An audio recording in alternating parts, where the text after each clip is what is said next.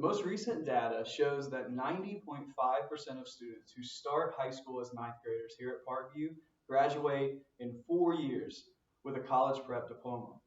This is an amazing feat that's accomplished because teachers, parents, and support staff work together to figure out what each student needs to be successful in the classroom. The word curriculum that we use often in school really comes from an old word that means a journey of small steps.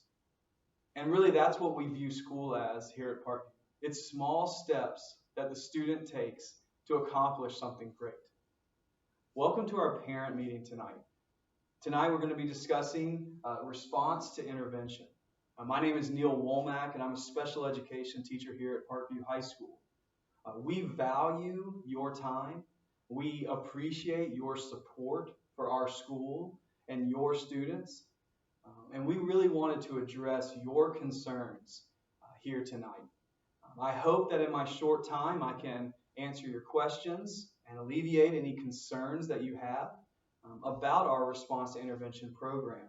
We often refer to it as RTI here at Parkview.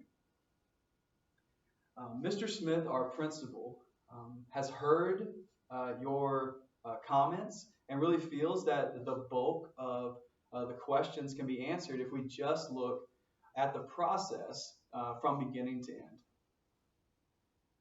The goal of every school is for all of the students to succeed inside and outside the classroom.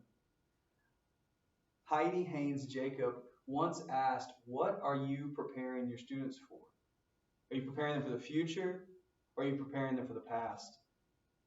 Here at Parkview, we really want students to be prepared for a future world, their future world.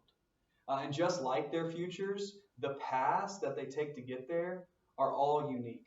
Some students need additional support to accomplish their goals, while other students, the general education program that we have here is suitable for their needs. The RTI process is the method that we use to decide what those additional supports are for the students and what they may need. The RTI process has 5 major components. First, the referral. Second, the data collection. Third, the creation of interventions. Fourth, the evaluation of those interventions. Are they successful or not? And fifth and finally, determining if additional support is needed for the student. The first step in the RTI process is the referral.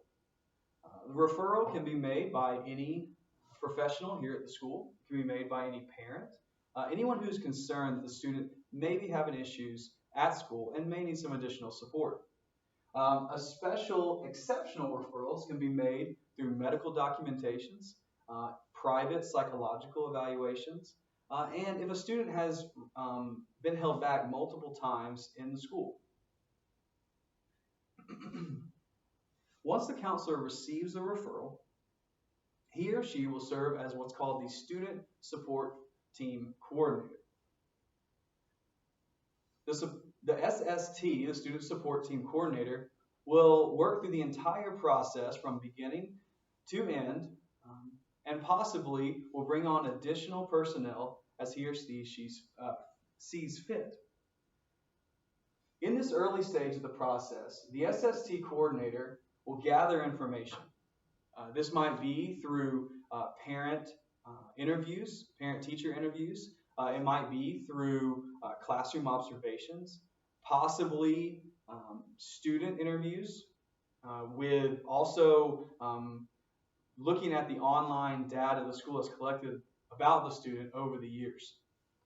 Once this has occurred, usually takes about 2 or 3 weeks, the teacher, the coordinator and the student will meet, and they will discuss what possible interventions might help the student in school.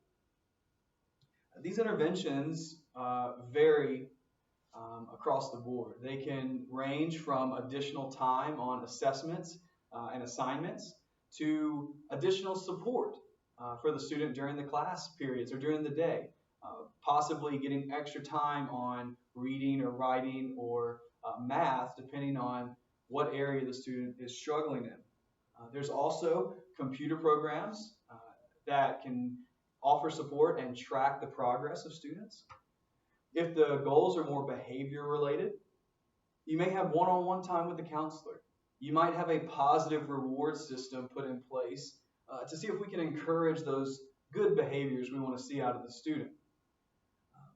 There are many, many, many options available to the coordinator. And finally, when the coordinator wraps up this whole plan, he or she is going to send that out to the teachers so that they can start to do these things in the classroom. Once the teachers begin to implement the interventions, data will be collected. This data may be collected in a variety of methods and by a variety of teachers. You could have some teachers or all the students' teachers collecting data. It really depends on what the goals are, because some classes are going to offer better data than others. After 2 or 3 weeks of gathering data, another meeting is held to decide if the interventions have been successful. At this meeting, there are 3 major outcomes. Number 1, the plan has not been implemented by the student or the teachers. And at this point, we cannot look at the data because we haven't implemented the interventions correctly. And so what's going to happen is the coordinator will then email out to the teachers again, making sure that everything is clear and that the interventions can go into place. And once they've been started, we will have another meeting in 2 or 3 weeks to assess the data. Number 2 is that the plan has been implemented successfully, that the interventions have proved efficient and effective, that the student has accomplished their goals, that we were seeing progress in the right direction, and no further assistance or no more intensive assistance will be needed. And at this point, the SST will pass from the coordinator, who's the counselor, remember, to the student's advisement teacher, which is his half a lunch period class. The third option is the path that's going to take us to further, more intensive support for the student. On the third path, the plan has been implemented, but we haven't seen the success that we wanted to. At this point, we're going to bring in some additional personnel.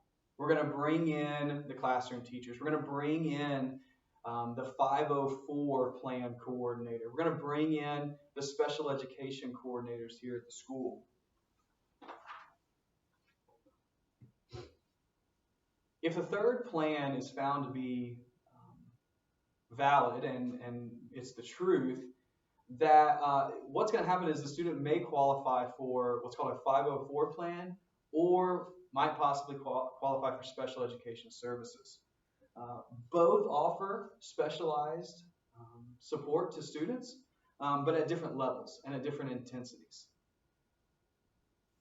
Special education is really individualized instruction that's built around the student, while the 504 plan is more about removing barriers from the student's path to academic success. To be found eligible for special education, a student must qualify for one of the 13 disabilities listed in the IDEA, the Individuals with Disabilities Education Act. If the student qualifies, the student will have an individualized education plan that is amended every school year to provide intense, unique, and specialized accommodations than those that are offered under the 504 plan. The name 504 comes from the section 504 in the Federal Rehabilitation Act of 1973.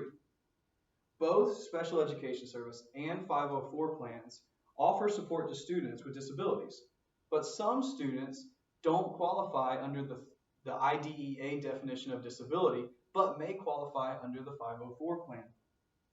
To qualify for 504, students must have a physical or mental impairment that substantially limits one or more major life activities, and they have a documented history of this disability. The student support team will confer and decide as to whether or not the student should be evaluated for special education services based on the overall performance shown by the students over the weeks of observation. One way the team makes this decision is the computer software called EasyCBM to track students' progress with the interventions in place. If the student is showing patterns consistent with one of the disabilities, a consent form will be signed by the parents if they wish for further evaluation. This consent form will allow the special ed department to test students and find out a little bit more what's going on with the student. Once the consent for special education is signed, the school then tests and uses the results to better place the students in the appropriate academic setting. For students who do not show evidence of one of the 13 disabilities, they might possibly qualify for a 504, or they might continue on the SST program with different accommodations. For students who do show evidence of one of the 13 disabilities, the student is eligible for special education services. Then the student is assigned a case manager here at Parkview who will take over the monitoring and the yearly meetings for that student. The 5 major events of the RTI process: the referral, the initial data collection, the interventions, the evaluation, and finally the determination of additional support, all are there for the student's success. Whatever decision the student support team decides, know that we care deeply about your student. They are not just a number to us. We want each student to succeed in the classroom and in their future endeavors. To ensure this, we want each student who needs additional help to get it.